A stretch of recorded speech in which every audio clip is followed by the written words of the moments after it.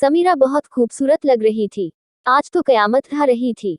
सच में कयामत तो आई ही थी परिवार पर। अंतिम विदाई जो थी समीरा की, आज वो समस्त बुराइयों, सामाजिक विसंगतियों, रूढ़ियों से मुक्त हो गई जिसमें हर बार मासूम बलि चढ़ती है। सबको छोड़ नए सफर पर चली थी। चेहरे पर सुकून की मुस्कान थी उसके और बाकियों के चेहरे पर मातम फैला हुआ था। चेहरे पर सुकून की मुस्कान थी उसके और बाकियों के चेहरे पर मातम फैला हुआ था।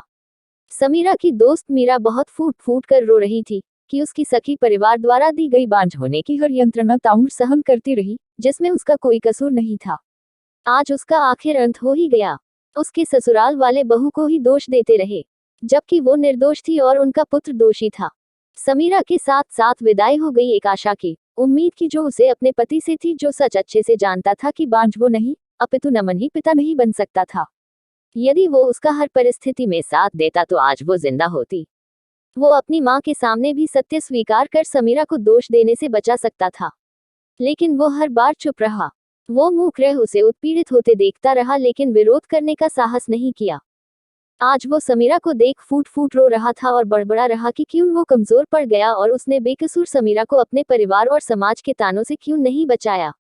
यदि वो साहस से काम लेकर कठोर कदम उठाता तो आज उसकी समीरा जिंदा होती।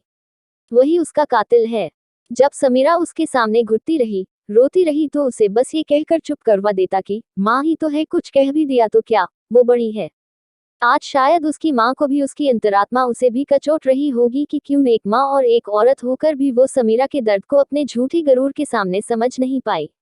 क्यों उस बेकसूर को दिन रात ताने देती रही। खूनी तो मैं हूँ, मैंने अपनी बहू को मार डाला। अगर चाहती तो प्यार से इस समस्या का समाधान कर सकती थी, लेकिन हाय, मती मारी गई थी मेरी। लेकिन अब पछताने से क्या होगा।